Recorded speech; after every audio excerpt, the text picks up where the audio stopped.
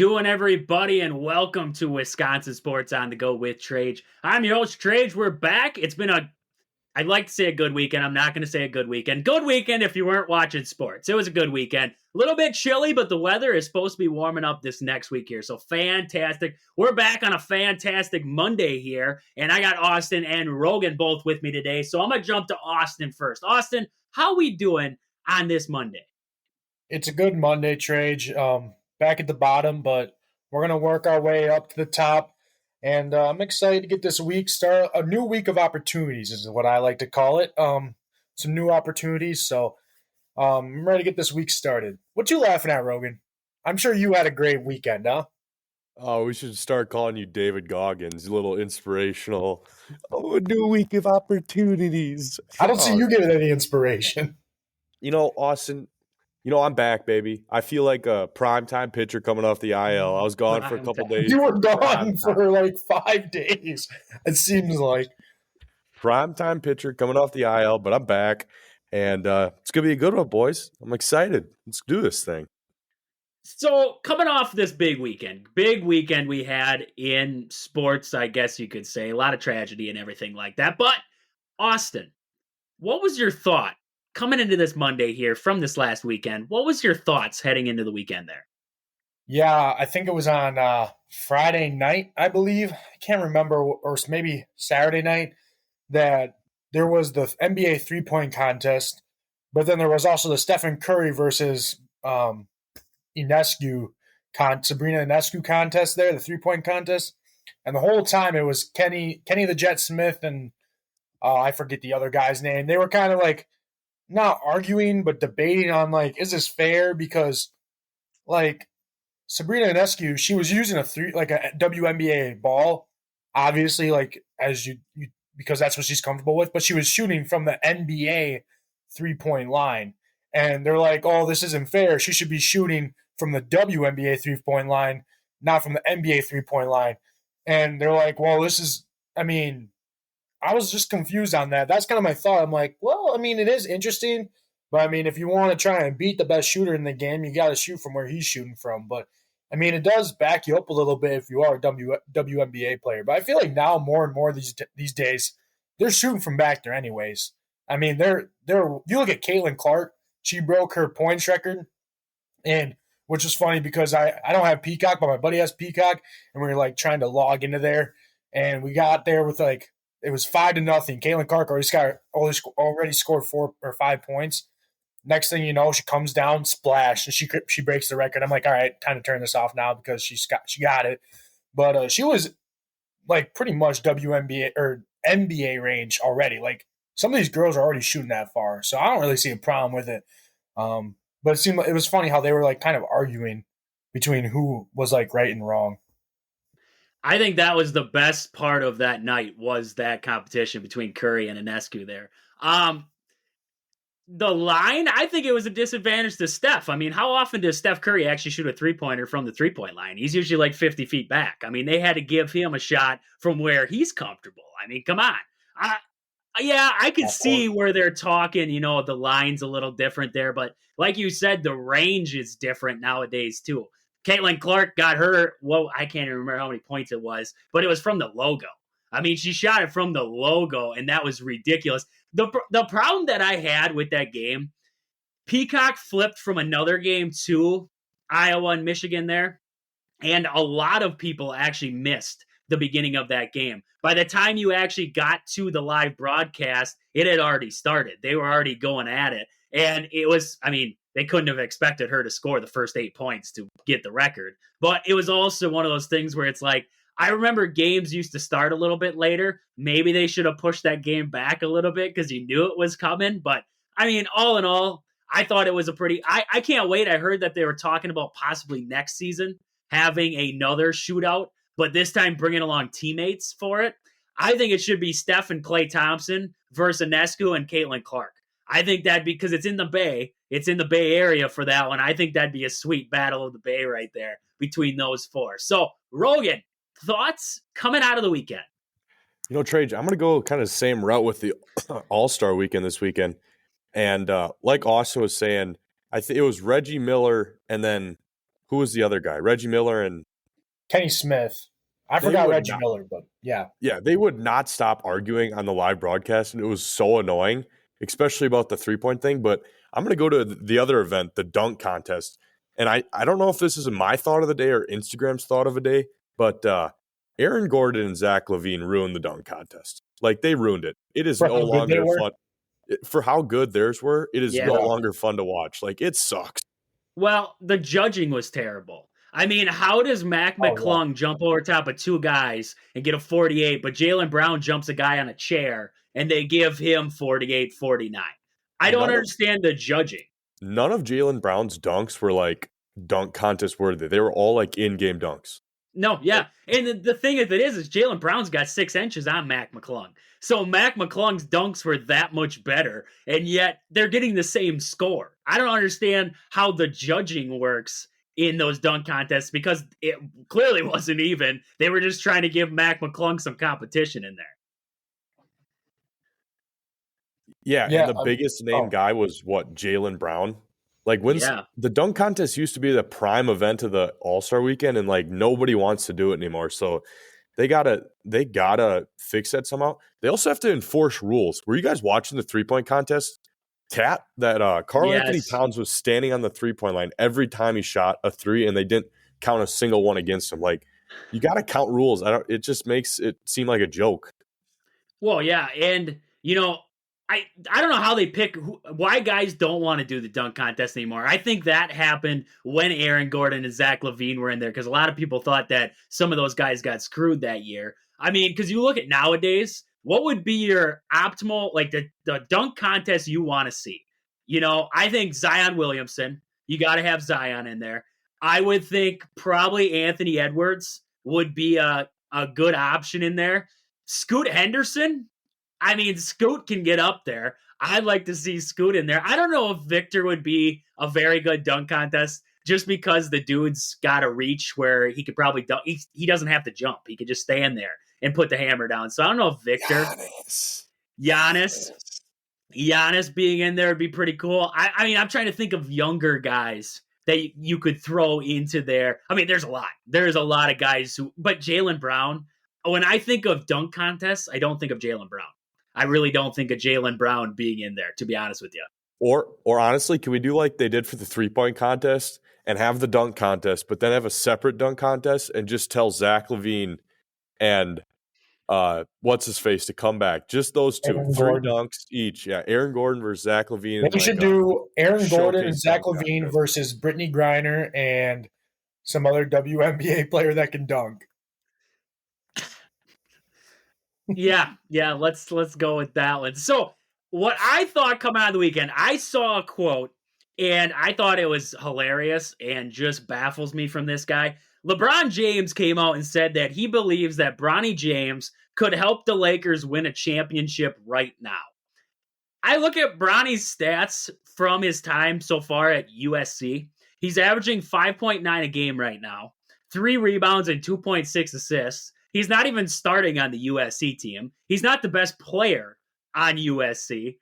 I don't think Bronny. I wanted to hear what you guys thought of this one.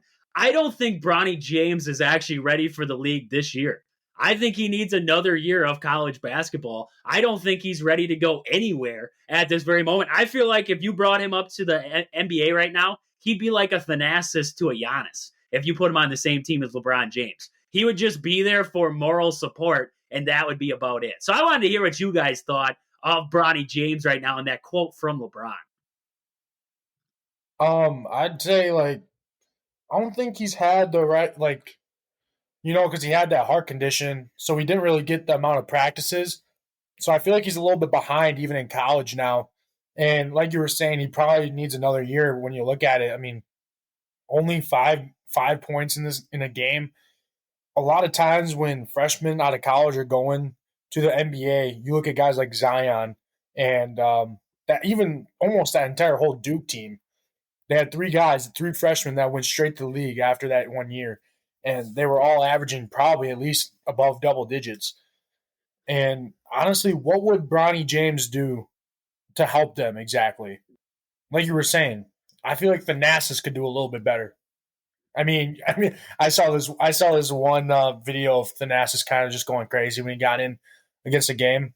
Like he wasn't very good, but still, uh, I think Thanasis would be even a better hype man than Bronny James. Like you can't just say that your son would be better in the NBA with no statistics. Like you gotta look at the statistics when it comes down to that type of stuff. And right now he's not even starting on a subpar USC team. And when he is in, he's not doing he's putting up Connor Seagram numbers. So it's not impressive. And Connor Seagram isn't getting that type of talk. So why should Bronny James? Just because he's the son of LeBron James? I don't think NBA scouts really look at that. Maybe they do, but the Lakers are in shambles themselves. So I don't really think a 18-year-old kid being on their team right now would be helping them in any sort of way. Yeah, no, I feel the same way.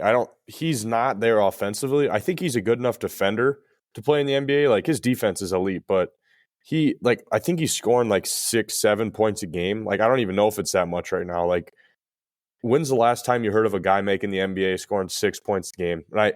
And I do think he'll stay in college another year because one thing his dad said was that he was never going to force him to come to the NBA just to play with him, and that he was going to make sure he stayed in college until he was ready to come to the league. And I think I could see that like working out perfect. I think LeBron maybe has 2 years left. I could see Bronny staying in college next year, LeBron playing, and then LeBron going wherever Bronny is and then retiring after that year. So I don't think he's ready, and I don't think he's going to go to the NBA quite yet. I could see a team grabbing Bronny just to spice up the deal to get LeBron to come to town. I know Golden State was trying to get him at the trade deadline. I wouldn't put it past Golden State to say, hey, Bronny, come play. You're not going to play, but you're going to sit on the bench. And we're just going to use it to get LeBron to come to town and play with Steph. I think I could definitely see something like that happening. And I did hear a quote.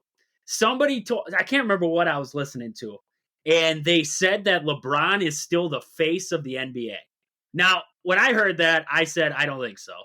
I believe if you think face of the NBA, I immediately think NBA Steph Curry. First initial reaction when I think of the NBA, I think of Steph. I think of Luka, and I got to say Giannis. I really do. I think of those three guys. I don't think of LeBron James anymore. I forget about LeBron James and the Lakers a lot of the time now. So I just wanted to hear, that aspect of it too from you guys. I mean, if you had to pick, let's just go like this. If you had to say who your face of the NBA is right now, who would you say? Rogan, who would you say is your face of the NBA? I still have to go LeBron. Like you look at even like all-star voting, when they vote for all-stars, he's by far and away the top vote getter every year, except for this year. He was actually the first year he didn't lead the league in votes. It was actually Giannis. But up until that point, it was 7-8 years in a row that he led the league. I definitely do think it's not quite as unipolar as it used to be. I think it used to be LeBron and then nobody else. But I do think, kind of like you're saying, I think LeBron's still the face.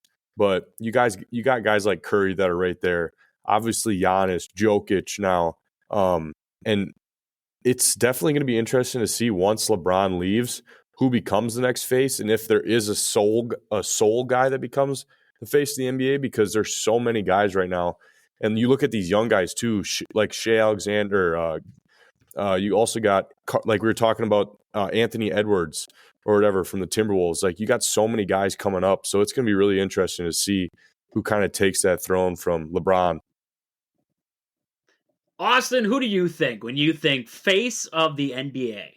Yeah, mine, honestly, I thought of Luka Doncic, kind of, because you look at some of his, like how he's just been able to score, even with Kyrie Irving on his team.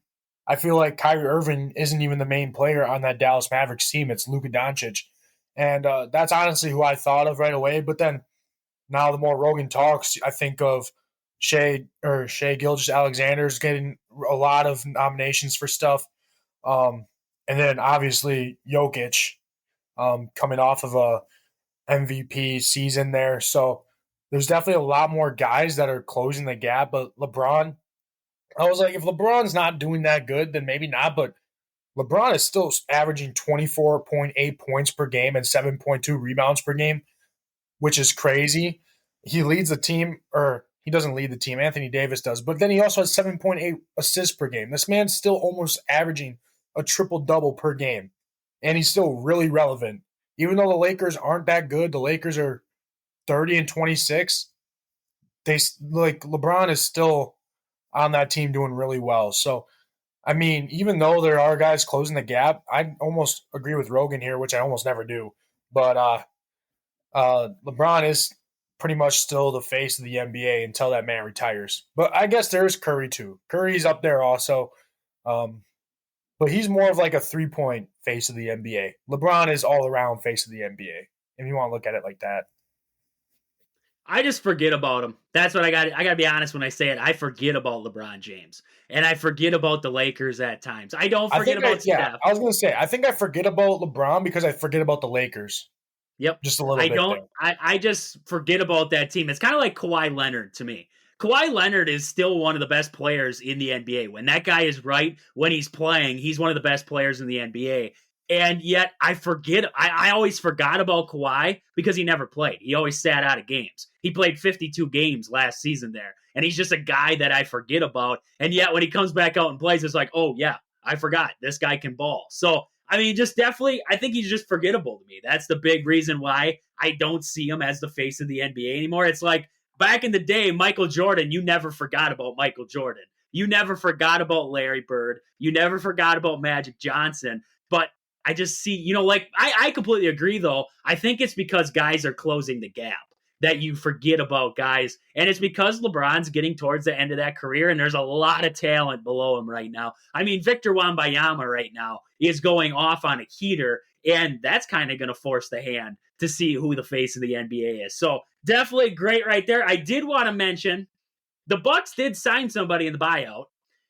Danilo Gallinari was signed by the Bucks there from the Detroit Pistons. With the Pistons, he was sitting at about 15 minutes per game. He was averaging about, I believe, 8 points per game. Yep, 8 points per game right there. 2 rebounds per game right there for him. 58% from downtown, so a decent three-point shooter. I don't know. To me, you added scoring, right? But is the Bucks' biggest problem at the end of the day scoring? Or is it on the defensive end of the court? Did they need to add another defender?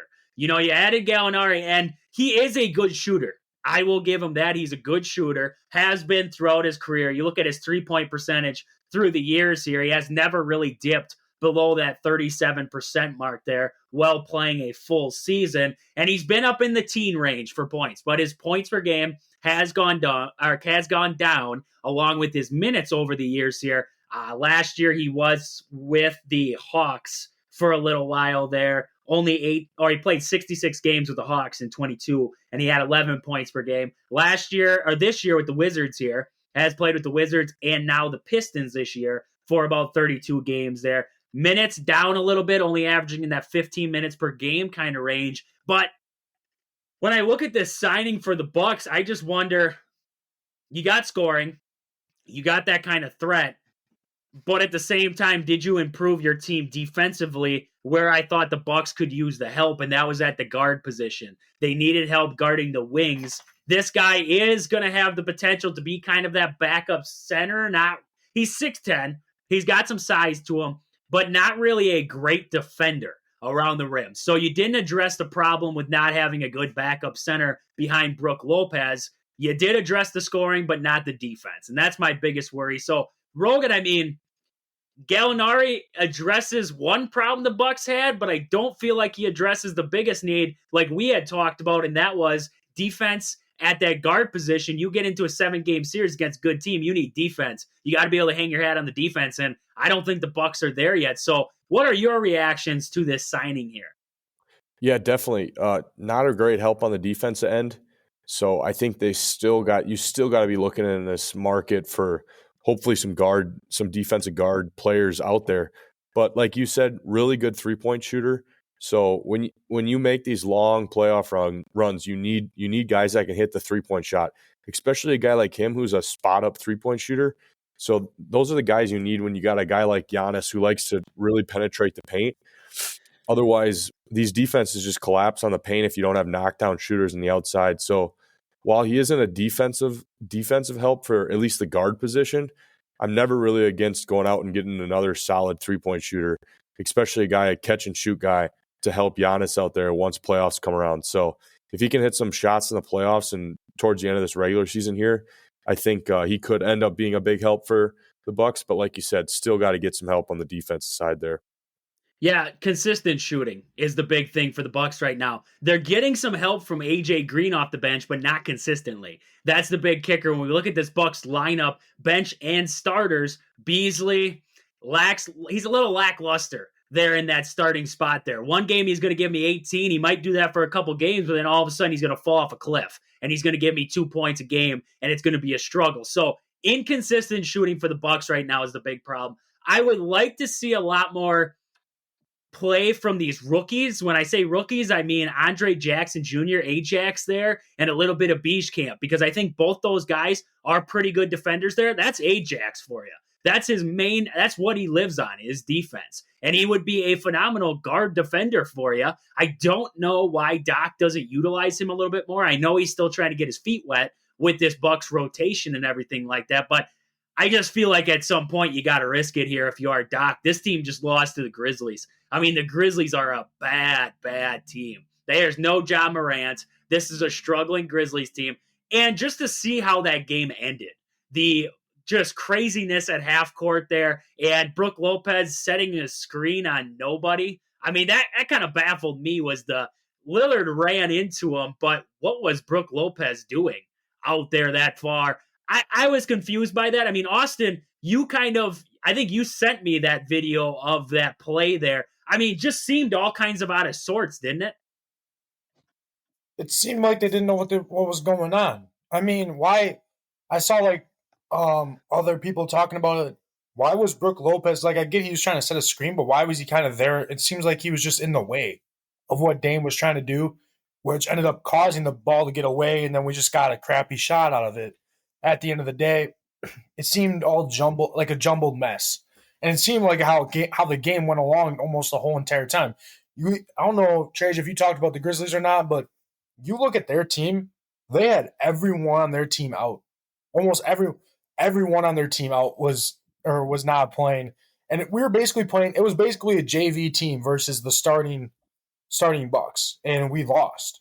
That's embarrassing altogether.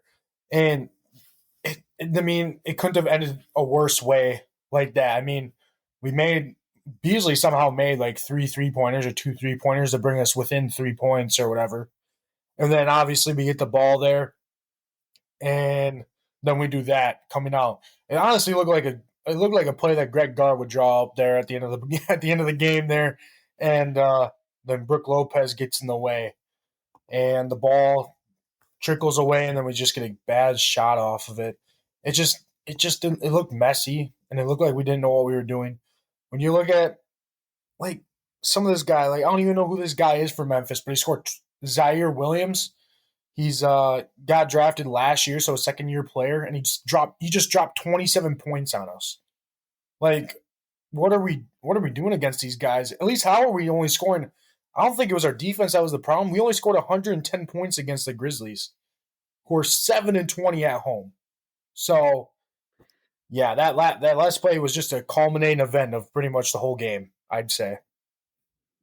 It's been a result of what we've seen from the Bucks in the later weeks here, leading up to the All-Star break. Kind of just out of sorts. Seems like guys are there, guys aren't there. It's definitely been a struggle watching this Bucks team. I think, this is if any team needs a break right now, needs this All-Star break, it is the Bucks.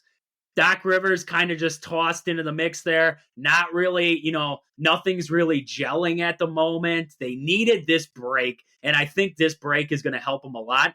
I just worry right now. The Bucks are not close to the top in the East right now, and I feel like they're falling behind a lot of teams. I like the Cleveland Cavaliers right now more than I like the Bucks. I would even venture to say the Knicks more than I like the Bucks right now. So it really worries me. I think the Bucks have the ability to get back. I think Middleton being out has not helped the Bucks, and I think getting him back fully ready to rock, that's going to help out a lot. Brook Lopez has struggled. Maybe Brooke figures it out here. Giannis been playing. I mean, Giannis is your consistent. Dame's your consistent in there as of right now. And then seeing what the bench play does for you down the stretch. I think those are going to be big things to watch out for if you are the Bucks right now. So definitely good stuff there in the NBA right now happening. So with that, I want to talk about a couple of our sponsors quick. Your hometown team, Century 21 Gold Key Realty. Call Peggy, Sue, or Anna to find your dream home, or if you're looking to sell, find them on Facebook at your hometown team, Century 21 Gold Key Realty, or stop in and see them at their location in Marshfield.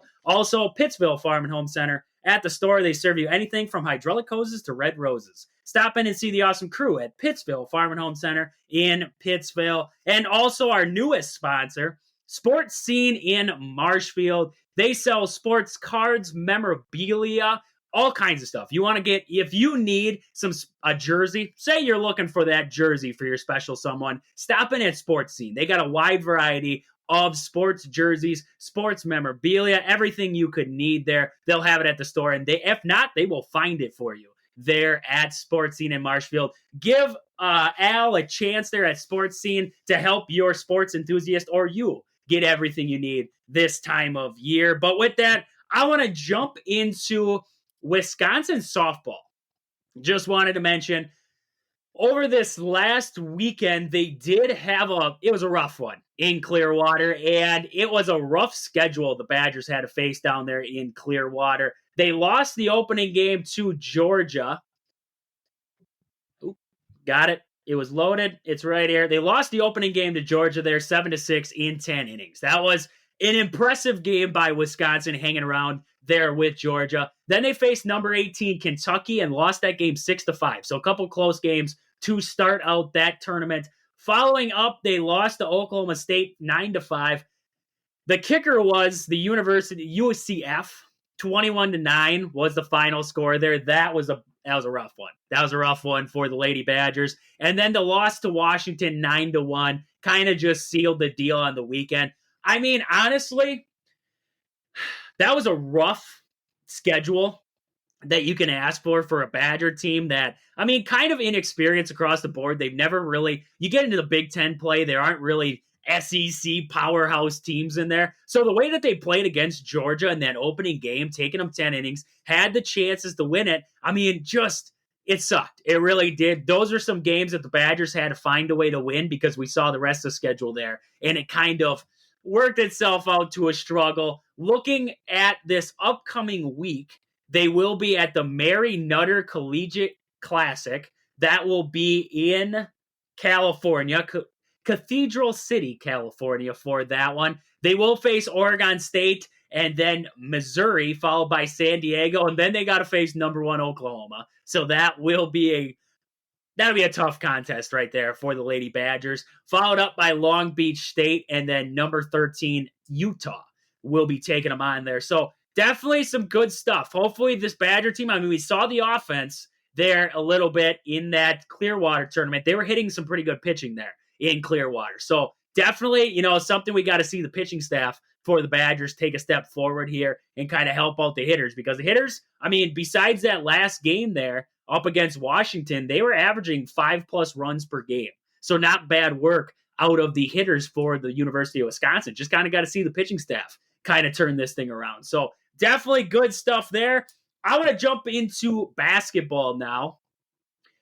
I don't want to talk about the Badgers to start this thing, so we're not going to talk about the Badgers to start this. We're gonna lay off the Badgers for a second here. I don't want to get into that crap storm. So we're going to talk about this weekend in college hoops. I just want to take a look and see what we saw there. So looking at Saturday, that's your big day for college hoops. We saw number 3 Houston get the big win over Texas. Arizona, butt kicking against Arizona State. North Carolina got the win.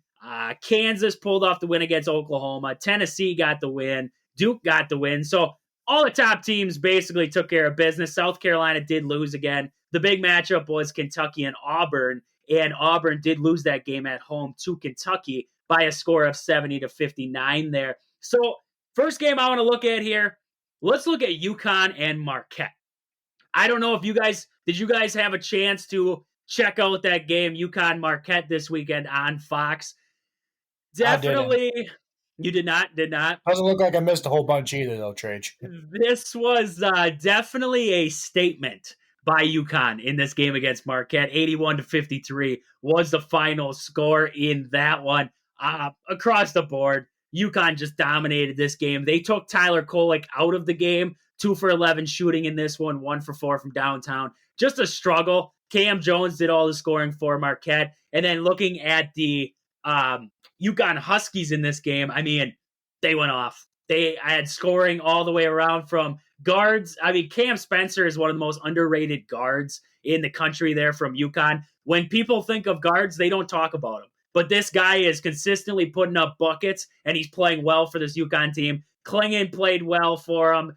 Diarra played well. So, Rogan, I mean, you watched the game. Coming out of watching that 81-53 ball game there, did it kind of solidify to you that UConn is the top dog and Marquette is kind of just a middle of the pack?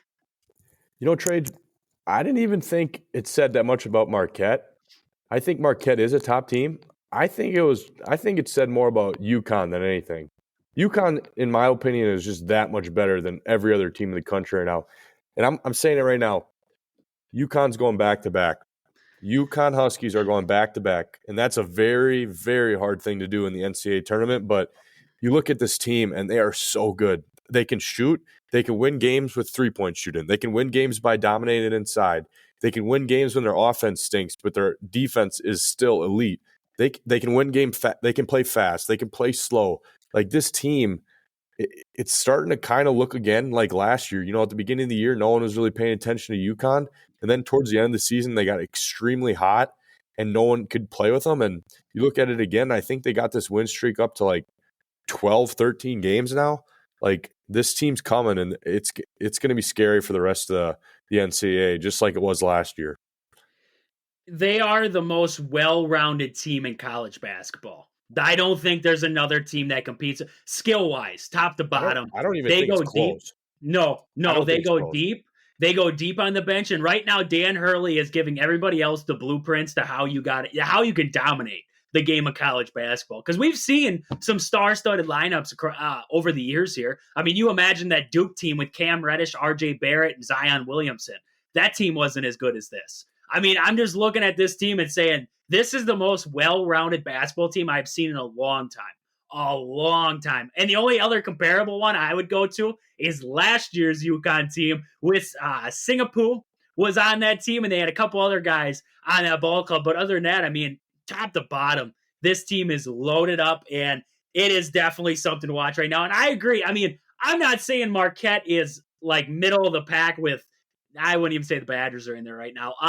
Middle of the pack there with like some of the lesser teams. I'm saying like there's a standard right now and UConn's the top. And I don't think, like you said, anybody else is in the ballpark. I think there is about a 10 seed gap in between them and the next 2 seed that's coming out there right now. And I just pray that wherever Wisconsin ends up in the tournament, they are nowhere near UConn. That's what I hope. I hope they're nowhere near that because that's the one matchup that would scare me more than anything, and a lot of matchups scare me. So jumping out of that game, there's not much to dissect in that game. That was an 81-53 finish. There ain't much to talk about. Marquette was just manhandled. It was at UConn. So a little bit of home cooking there for the Huskies, but definitely just a pure dominance from opening tip until the end of this one. They put up 42 points in that first half there and 39 in the second half.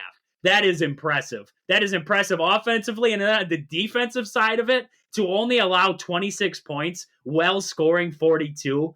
You're exerting yourself on the offensive end and still able to play that good a defense. This team is phenomenal across the board. I don't see many holes right now with this UConn team. So it's definitely great there. We got to do it, guys. We got to do it. I didn't want to do it. I was really avoiding it as long as I could. We have to talk about the Badgers. I don't want to, but we have to. So Badgers took the overtime loss over this last weekend to Iowa. That was the final score of 88-86 in this game. The Badgers held a big lead in this one. They were up by 13 at one point in that first half. Iowa was able to come back. And then I looked towards that second half there. Iowa took the 9-point lead. I did like what I saw from the Badgers, though. They battled back.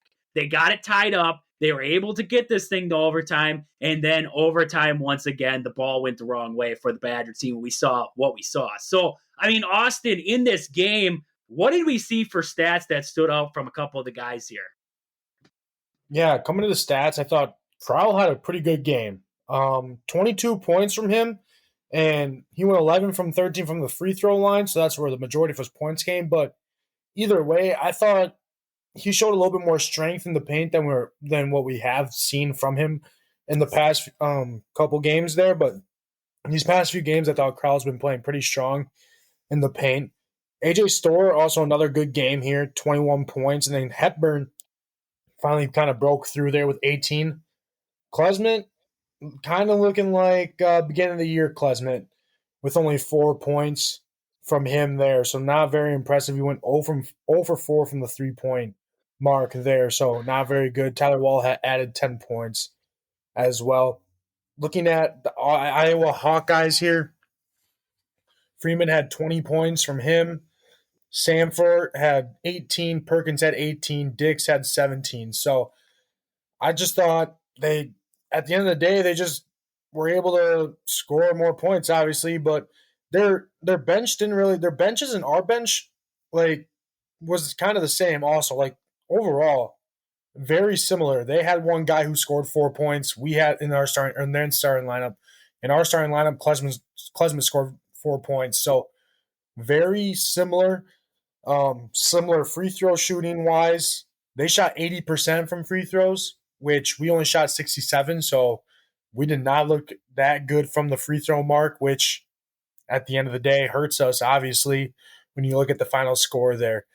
We made more 3-pointers than them, only 3. They only shot 14. So overall, it was just a close game that we just, I don't want to say blew, but when you have a lead like the Badgers have had, and they had a 13-point lead, even against Nebraska, they had that 20-point lead, and they allow these teams to come back in it and give themselves a chance, and that's all they need, especially in basketball. Basketball's a game of runs here. You let a team get on a run, it's hard to stop them, and you can see that here from Wisconsin on Saturday. I think the biggest thing that stood out to me was the hesitation for guys to shoot. I saw that a lot with Klesmit. I get Klesmit had a rough day shooting. I'm not going to say that the guy should have been chucking up prayers all day long, but he had a lot of opportunities. And the only way that I was taught was you got to shoot yourself out of a slump. And I don't think Klesmit's even trying it. It really worries me with some of these Badger guys is that they don't even look to shoot. I thought Chucky played well in this game. He looked to shoot the basketball finally. And now on the flip side of it, Klesmit doesn't look to shoot. And I thought that was definitely something that was interesting to me was guys just not even looking for it. I thought those 2 tech foul, you were talking about free throws there. Chucky Hepburn had those 2 free throws after the technical foul that would have brought it to a 2. I believe it was at a 4-point game at the time. Badgers were down. Those 2 free throws would have put it to 2. And then the Badgers they ended up tying it anyways there, but that was huge. Those are 2 huge missed free throws. The guys who miss free throws in this game are guys who are supposed to be your better shooters. I mean, I'm not worried about the Carter Gilmore 1 for 2. That doesn't even surprise me from Carter Gilmore. I'm glad he scored a point in this game here. But I look at AJ Storr, 3 for 6. Chucky Hepburn, 3 for 6 in this game. You know, guys who you don't expect. I mean, Stephen Crowell, we said, like Rogan told me, Charmin Ultrasoft, right? I mean, he's been playing Charmin Ultrasoft. He got to the line in this game, and he played tough. I thought this was the one game in a while where I saw Stephen Crowell actually play tough. I mean, he had a couple, I believe he had 1 at least, and 1, if not 2, in this game here. I mean, he finished through contact. He was playing his game. The only thing I noticed with Crowell, he's slow. Very slow, because you talked about Freeman there from Iowa. I think he's a freshman this year, is Freeman, but Freeman's fast. And for a big guy, he ate up Stephen Crowell, and that's the only reason why was because of his speed against Crowell there. The defense for the Badgers really worries me. I mean, we talked about it after that Ohio State win. Ohio State missed a lot of point-blank layups late in that game that would have made that game even more interesting. This game, Iowa didn't miss. They gave him a shot. They gave Tony Perkins a shot. He took care of it. And that's that's where I think the difference between those two games lies, is in the defense for the Badgers right now. It just doesn't, you think about this Badger team and you look all the way back to in January, they were 7-1 in the month of January. Now you flip the script into February and this team is just fallen off a cliff. Like we talked about earlier there, was that this team was number 6 in the nation and they fell off a cliff. I mean, this is not comparable, but almost to North Carolina starting out the preseason as number 1 in the nation and then falling off a cliff there and not even making the tournament. I'm not saying that the Badgers won't make the tournament. I believe they will still make the tournament. They're 17-9 overall. They would have to lose out and then get dumped in the first round of the Big Ten tournament to even not make the tournament with their net wins right now. But I look at this Badger team and I say right now, they need an all-star break.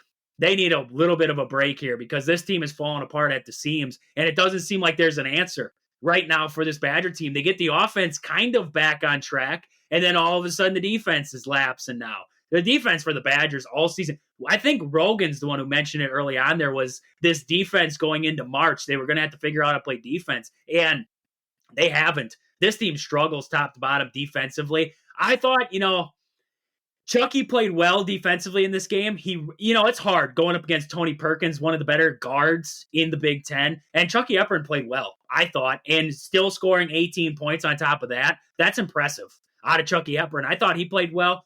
Badgers got into foul trouble, especially Tyler Wall. That was a killer.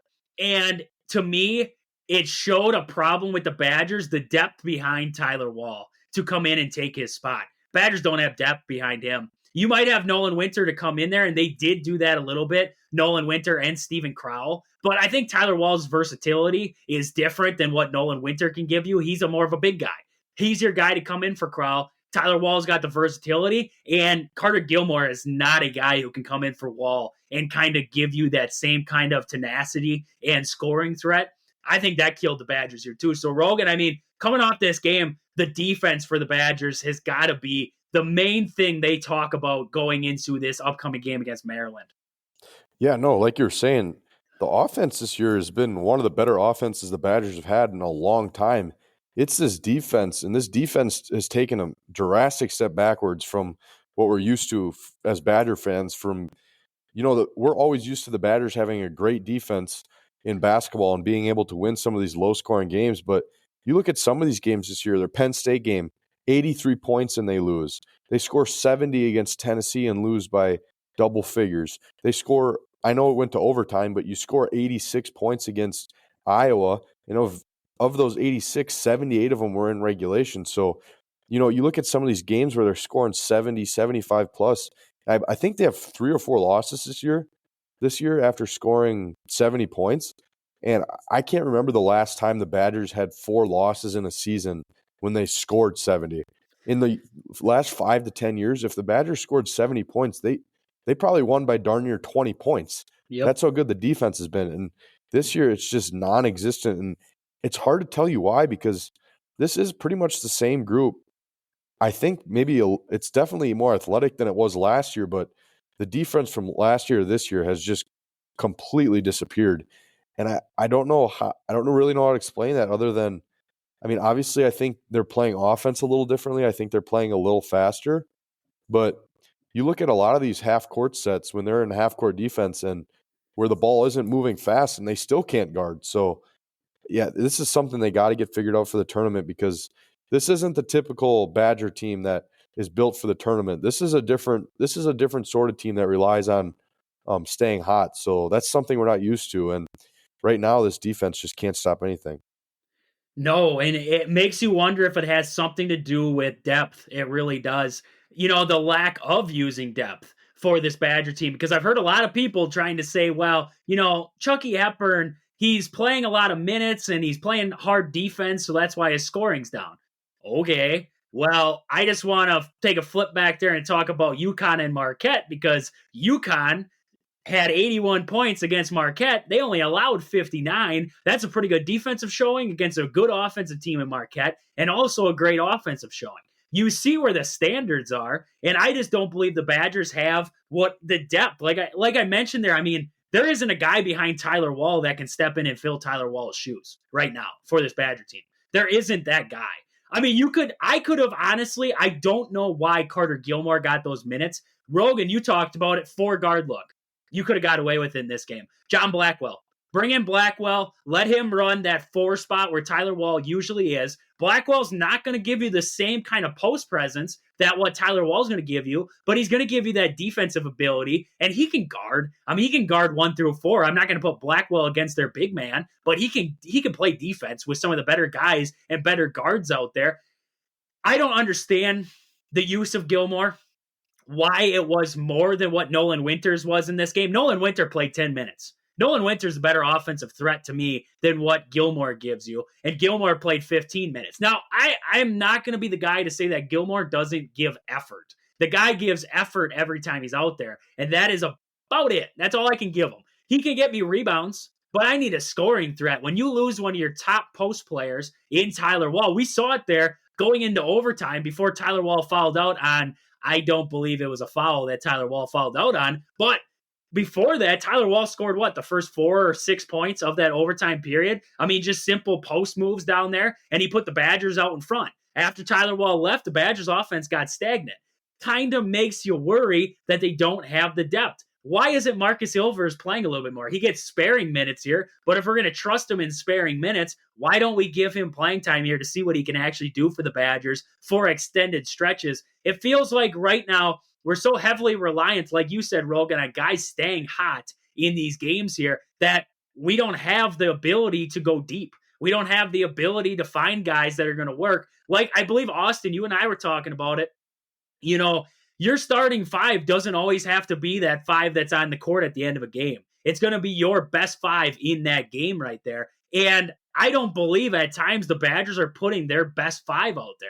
He's putting his starting 5. But if Klesman's 2 for 10 and he's 0 for 4 from the floor, why is Klesman out on the floor for me? I mean, yes, defensively, we need him out there. He's a good defender. But I'm saying, looking at throughout games here, you find guys who are hot and you stick with those guys. And I feel like the Badgers go away from that and they just kind of rely on that starting 5. And you look at opposing teams, say UConn, or even I watched Auburn, Kentucky the other night. Auburn goes like 11 to 12 deep on their bench. Bruce Pearl will take that baby all the way to the bottom of his bench there and find guys who are going to work in that game. That's something that you have to do. I really do think. I don't think you can stick with a starting 5 throughout an entire game and expect to win basketball games unless if they're hot. Unless if they're hot there. But I feel like they're taking minutes away from other guys here who could contribute in there. I mean, I guess I want to look for your guys' input on that. Am I wrong in saying that the Badgers don't utilize the scoring opportunities and threats that they have on that bench there by relying so heavily on guys in that starting rotation to get it done, even when they're not? I think you and I, Trey, talked earlier in the year when they played against Western Kentucky or Arkansas State, I think it was, with how much depth they had. And we talked about this. We're like, oh, maybe this Wisconsin team, they might use a lot of their bench.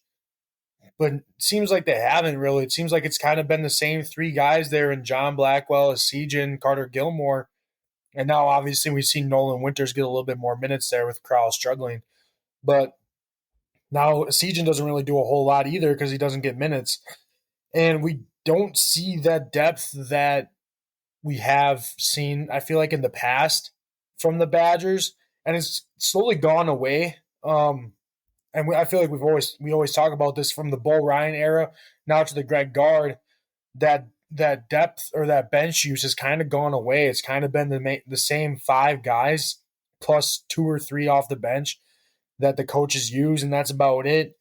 And it doesn't seem like our bench really goes on shooting streaks either. John Blackwell has had a few good games, and I feel like in those games he did play quite a bit, but when you look at some of the other guys, like, are you going to want to trust Nolan Winters scored 6 points in this game against Iowa, but are you going to really trust Nolan Winters to play the whole game? I wouldn't, because of how much he struggled in other games. He'll give you some good minutes, but besides that, I don't really know. Like, we just don't really utilize our bench like some other programs have the ability to. and that do it. So that's kind of where it comes down for the Badgers, at least in my eyes. Yeah, like you were saying, I think you got to start looking to make some changes maybe with the lineup rotations, because it's not working with what you're doing right now. Especially this last month has been really bad, and I don't think you can afford. I don't think there's enough time to try to figure it out. I think, in my opinion, you got to have the best 5 guys in the court, and I just don't think that having Crowell and Wall on the court at the same time is your best 5. Crowell had a good game, but he's way too inconsistent for this Badger team, and that's why I've been wanting these last couple months for the Badgers to maybe try a little more 4 guard look, and that would just open up more minutes for guys like Blackwell, guys like Asijan, who are good scorers, and Blackwell's a good defender too. So I think you just need to start going with your guns, and I think you need to start opening up this lineup a little bit more for sure. Yeah, and I go back to the statement that Austin made there about Bo Ryan era using the bench more. And I look back at that 2014-2015 team there. Trayvon Jackson and Bronson Koenig were the 2 main guards on that team. And Trayvon Jackson averaged 24 minutes a game. Bronson averaged 28. That was his minutes per game there on the season. You can just see how close those 2 are. Those were the 2 point guards for that team. They were relatively not on the court at the same time, yet they got almost relatively the same minutes there. So that's what we're seeing, where the big drop off is from minutes from the Badgers right now to their bench. Even a guy like Douye Dukin for that team for that 2014-2015, he averaged 15.9. He was averaging almost 16 minutes a game. And that Vito was taking Brown the was out there. I remember him playing quite a bit too, and he wasn't even the most Zach spectacular Showalter was player on 7 that minutes. team. Oh, 100%. Zach Showalter was averaging 7 minutes a game, and Vito Brown was 6. I mean, those guys were all playing minutes. We're seeing minutes right now out of the Badgers bench that we saw out of Zach Showalter and Vito Brown on a team that was full of guys like Frank Kaminsky and Sam Decker. And these guys on the Badger team right now are not even close to that. That's where I'm seeing the difference here is guys are getting tired too. I mean, you can't blame legs either on guys. Max Klesman, I won't say 1,000% that his shooting struggle is all just him being that inconsistent. He might be tired. This guy might be drug out here because of how many minutes he's been having to play over the course of this season here. I mean, he's averaging about 20 to 30 some minutes a game right now. Like Rogan, you said, changes have to be made here. Changes have to be made with the Badger team. I think Greg Gard has to make changes because I feel like his job is reliant on making some changes here and turning this tide around right now, because they're at the brink of sinking the ship here, and it could go nasty fast. So with that, I want to stay in college basketball, though. We saw the big weekend there in college basketball. We also saw the top 16 teams in college basketball were revealed for the NCAA tournament. So I kind of want to go through. We're going to go through, name off our top teams, who we think is the top teams in the country right now, top 16 teams. That'll decide who are the top 4 teams in each region right now. So I'm going to start it out. My number 1 overall team, and we're going to also argue with each other if we think we're wrong. So my number 1 team in the country right now is UConn, by far. Top team. Nobody's even in the ballpark right now. I saw that they did their reveal and Purdue was their number 1 overall team. UConn's number 1. I don't think Purdue is in the ballpark with UConn. I can see Purdue only getting to the Sweet 16, to be honest with you. I would not be surprised if Purdue did not make the Final Four. So I got UConn as my number 1 overall team. I'm going to jump to Austin. Austin, who do you got as the number 2 team in the bracket? Or if you have a problem with my number 1. No, I think UConn, after that Marquette game, kind of solidified that. As long as they're able to kind of stay on that trajectory of exceeding after this win, I think they'll stay there. But Purdue, I think, will be the number 2 overall seed in the men's tournament. They have some pretty bad losses. Nebraska doesn't look like a bad loss anymore now that they just beat Wisconsin, and even Ohio State they just lost to there. But I mean, this team, Purdue, is still a really strong team there. So I think they'll be the number 2 overall. No, and the Northwestern loss also is not that bad of a loss. Northwestern has a chance of making the tournament this year. So if they don't, I think they should though. Okay, so Purdue as the number 2 overall seed. Right now, yes. I could see Purdue as my number 2 overall seed in college basketball. The way that it's all shaken out right now, I would put Purdue as my number 2. Rogan's shaking his head. He doesn't like Purdue. Rogan, give me your argument, change my mind. Number 2 team in college basketball. I don't think you can. I can't go with Purdue right now. Especially they just lost to Ohio State today. I believe they just played Ohio State today and lost to them. Yep. And like Austin was saying, you've now got, if you're Purdue, you've now got losses to Ohio State, an unranked team. You've got a loss to Nebraska, unranked team, and I believe their other loss was also to Northwestern, unranked team.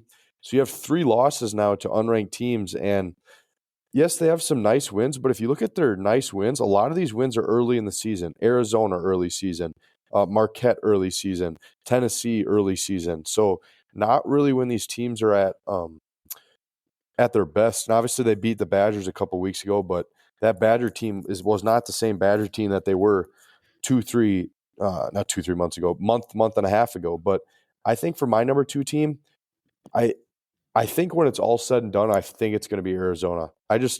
When Arizona's humming, I think they're the only team that can give a UConn a run for their money.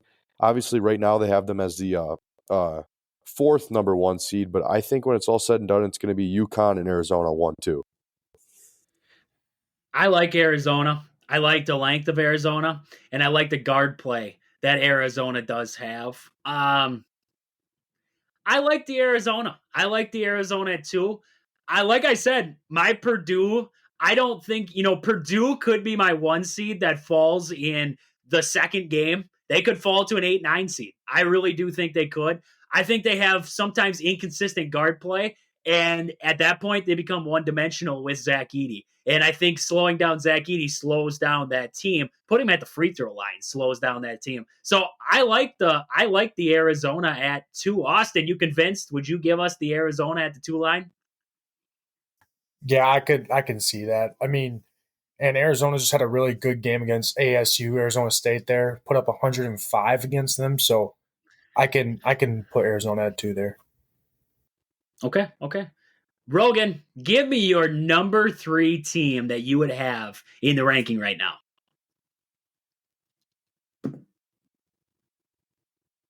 I think number 3, I go with Purdue. I think obviously Purdue still, they have those 3 tough losses, but they still have a tremendous season so far, 22-3 or something like that at this point. And that loss to Ohio State today definitely doesn't help, but you still can't drop them out of the top 4. They are one of the best teams in the country when they're playing well. So yeah, I put them at 3. I like that. I like the Purdue. If they're not number 2, they got to be the number 3 team right now in college basketball. I like that Purdue in there as of right now. Austin, what do you think? Do you like them in there? Yeah, I'll go Purdue number 3, but then for number 4, I think you got to put Houston there. Don't skip out a turn here. Don't skip out a turn. You're number 5. I thought we were going back in reverse order here. No, not in back in reverse order. What are you talking about? All right. I got number 4. With my number 4 team in college basketball right now, I am flipping to North Carolina. North Carolina, RJ Davis, Armando Bacot. I like that combo there that North Carolina's got. They got some decent bench play. The only thing that keeps me out on North Carolina is head coach. I have never been a fan of Hubert. I don't like him. I think sometimes he holds this team back from their true potential, but they have a great 6-man there. North Carolina does. I was just trying to pull them back up here. Anybody have up North Carolina's roster? I got them up right now. Who are you looking for? I can see his. He's a guard. If that helps you. RJ Davis? Probably not. Rob Landry? No, not RJ Davis. Rob Landry has been playing. I think he's underrated guard there for this North Carolina team. I like North Carolina. I think they're more well-rounded than what Houston is. So I would throw North Carolina into that 4 spot as of right now. The only thing that worries me with North Carolina, very inconsistent, and at times they play stupid. I think they make stupid mistakes that are avoidable, and they make them in the biggest moments. And I've seen it a couple games now that I've watched North Carolina. So that would be the only thing I can hold against this North Carolina team. So anybody got a problem with the number 4 team there in North Carolina? If anything, it would be Houston, No. but yes, it would. Houston's a really good team, even though they're not in the American anymore. They're in the Big 12 now. So it's not like they're playing mid-major little boy basketball now. They're playing Big 12 basketball. They only have 3 losses, one of them coming to Kansas. But, I mean, after looking, they'll have 4 more ranked games, depending on if Oklahoma still is ranked after this upcoming rankings come out. But if Houston stays consistent with winning these next few games, I think you have to put them at number 4 over North Carolina. I just don't think they can bang with the big dogs. I really don't think they can. I mean, I look at, LJ Cryer. I love Cryer. I love Sheed, the 2 guards for Houston. But like you said, you look back at that schedule, they got that game against Kansas wasn't really 13 points. It was a lot more of a butt kicking than what it ended up as late in that game. And then I look even further back into this schedule here for Houston, and they haven't really beat anyone. That's what I want to look at there. They haven't, I mean, they might be playing in the Big 12 now. That might be a little bit better, but I'm looking down their schedule here and I'm saying, okay, that win against Dayton looks good now. But other than that, they lost to this Iowa State team that was unranked at the time. So then I got to say, where's Iowa State? Right now, the committee puts them on the 3 line, but Houston got beat by this Iowa State. They have a rematch coming up here. I believe it is coming up this week here. But other than that, I mean, a loss to TCU. This TCU team isn't that good. Yes, you're going to lose bad games, but Houston hasn't proven anything to me to be that top dog. That game against Kansas was that prove it point, and I don't think they did. I thought they looked very lost in that game. So I would actually put Houston on my 5 line instead of the 4. Yeah, I would. Am I 5? I think I'm 5. Or am I 6? Austin is 5. I'm 6? I believe. Austin is 5. I'll go Houston at 5, then. There we go. I would have to agree with Austin. I would have to put Houston at 5 just because of you look at the schedule, they only have 2 ranked wins. They do have 22 wins, but only 2 of them are ranked. But like Austin was saying, these next 6 games for Houston, they play number 10 Iowa State, number 12 Baylor, number 25 Oklahoma, and number 6 Kansas. If Houston could somehow win those 4 games, I think they would be the number 1 overall seed in the entire tournament. They're sitting at the 3 seed right now, and if you could go your last 6 games and beat 4 ranked teams, 3 of which are 2 of which are top 10 and the other one at number 12, like that would be a pretty insane resume to have 26, 27 wins, 3 or 4 losses, and then have 6 or 7 ranked wins, with 4 of those ranked wins coming in the last 2 to 3 weeks of the season. So while I do have them at 5, I do think they legitimately have a run at number 1. But moving on to number 6, I think I got to go with my number 6 team. I think I got to go Kansas.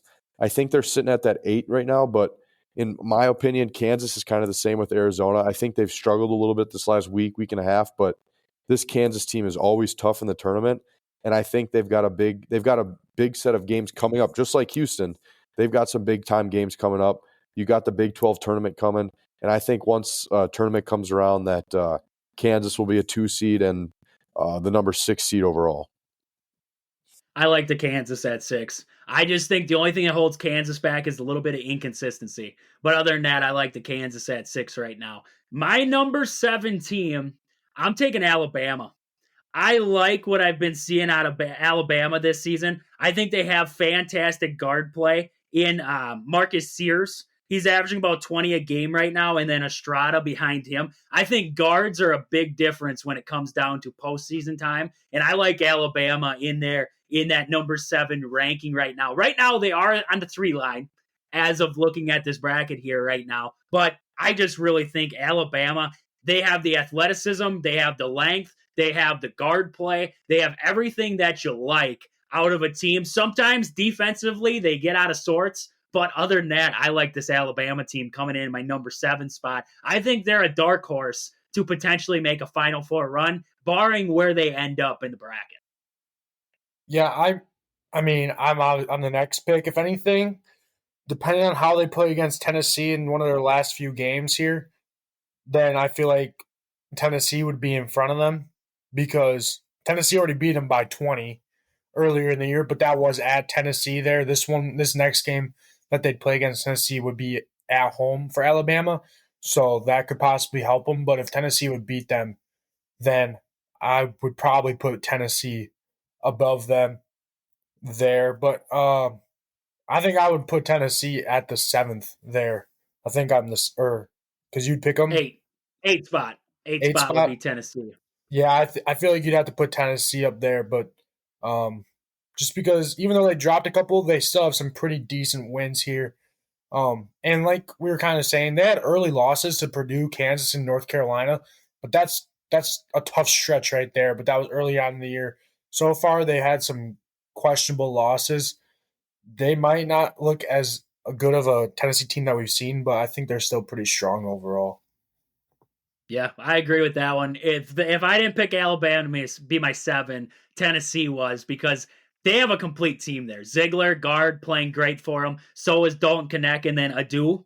I believe his name's Adu, their center there. He's been playing well. Very athletic, very long, lanky. He can get after the boards there. I really do like this Tennessee team. I think and Vescovi's one of their more experienced guys, and he hasn't had to do much because Dalton Knecht is taking care of business. So Vescovi is still an underlying factor on that team, and he hasn't had to do much. So I like the Tennessee on the 8 line there. Rogan, what do we got? Number 9. Yeah, I think number 9, I'm going to have to go Marquette. I think obviously they did just get beat pretty bad by UConn, but like I was saying before, I think that's just UConn being that good and not Marquette being that bad. Marquette's been playing really well of late, and I do think they will be the number 9 seed or a 3 seed overall somewhere in the tournament. But yeah, I have to go with Marquette. I definitely agree there. Marquette has got to be in that top of that ranking there. So starting out our 3 line at the number 10 spot, this team's inconsistent for me this season, but I think they have the makings to turn it all in. I like Duke. I've never said that in my life before, but I'm going to say it right now. I think Duke's the 10th best team. I think they have the complete package. I just think they go away from what makes them good at times, going downhill, getting to the rim there. I think they have good guard play. Looking at, just trying to pull them up here, Jeremy Roach, very good guard, averaging about 14 a game right now. McCain's also averaging 13. And then Flipakowski. I mean, he's averaging 17 a game right now. Sometimes they go away from Flip. Flip gets away from the basket there. I wish he'd stay down low because he is a dominant big man when he's in the post there. And then Mitchell hasn't been able to find his stroke from downtown, but 12 a game right now. That guy can get to the rim. And I think he's going to be a X factor for Duke down the stretch. So I would take Duke at that number 10 spot right now. Yep, I agree with that. In the 11th, I was thinking about putting South Carolina there, but after I saw their recent schedule and they dropped a few games, I'm going to go with Iowa State. And you look at their schedule, they lost to Baylor, Oklahoma, Texas A&M when they were ranked, and then their other loss was Virginia Tech. But 3 of their 4, wait, how many losses do they have here? 1, 2, 3, 4. So 4 of their 5 losses there are ranked losses, which isn't bad. And you look at the rest of their schedule, they play number 3 Houston tonight, and then number 25 Oklahoma and number 19 BYU. But I'd say besides the Houston game, the other games are pretty winnable for them. So I think at the end of the year when conference tournament start, they'll have a pretty good record. I think they'll have some pretty good wins there to help them get that 3 seed. Rogan, you good with that one? Yeah, I'm good with that. And then at the 12 spot there to round out the 3 seeds, I think I got to go Auburn. I really like this Auburn team. I really like the coach at Auburn. And kind of like Austin was saying, they have some good teams coming up. So that's really important if you want to boost your spot here. Obviously coming off a tough one against Kentucky, but they did just destroy South Carolina by 40 points. And South Carolina was the number 11 seed overall. So to beat an 11 seed by 40 is pretty impressive. And before that, they beat number 15 Alabama by almost 20. So this team can really score the basketball. So I'm going to go with Auburn at the 12. I like the Auburn at the 12 spot right there. Like we talked about earlier, I like how deep this Auburn team can go on that bench, and I really do like it. So I'm going to go with my 13 spot. I'm going to go with Baylor. They're going to be my start on my 4 line there. I'm going to go with Baylor. I think they're still a good defensive team, and looking across the board there for them scoring-wise, Walter, 14 a game right now. Dennis has been playing great. I like this Baylor team coming in at that first spot in the 4 line. So, Austin, with that 14 spot, who do we got coming in there? Just looking at kind of the rankings that are right now, I feel like depending on how Illinois plays, I think they'll be able to sneak in there with a 4 seed when the tournament comes around. I like the Illinois in there. I think they have good guard play, and I think they have experienced big guys in there. So I like that team from Illinois. So Rogan's got people doing dishes again. Rogan's got people doing dishes. So I'll name off the 15, the 2 last number 4 seeds there that I believe should be in there. And no, folks, Wisconsin is not one of the top 16 teams in the country to me right now. I'm going to look at teams right now in the rankings. You know, you can go off of net rankings, but sometimes I don't believe the net rankings to be true. Right now, I would say if I was going to be a betting man, not a fan of BYU getting in on my 4 line right now. This is a toughie. San Diego State would be a no-go for me as of right now. I'm going to look at Kentucky. I think Kentucky is definitely going to be on my 4 line moving forward here. So I got Kentucky coming in at that spot. Still a little bit of inexperience to me, but I think Kentucky at the end of the year, they're athletic. They got a deep bench. I think they will be a force. The defense is the only thing that worries me with Kentucky. And going up against Auburn, I think they showed that defensively they can play well. And they did well against that high-scoring Auburn team. So I liked what I saw out of Kentucky there. And in my 16 spot, so the last seed overall, a lot of people are going to question this pick. I don't think Wisconsin's playing like they are a top 16 team right now, but I'm going to say there's one team that it's going to be questioned. It's going to be questioned. I believe it will be. Michigan State. Michigan State, 17-9 overall in the year right now, but as of late, they just took care of Illinois, 88-80. They got a big win there, and I like the guard play that Michigan State does possess.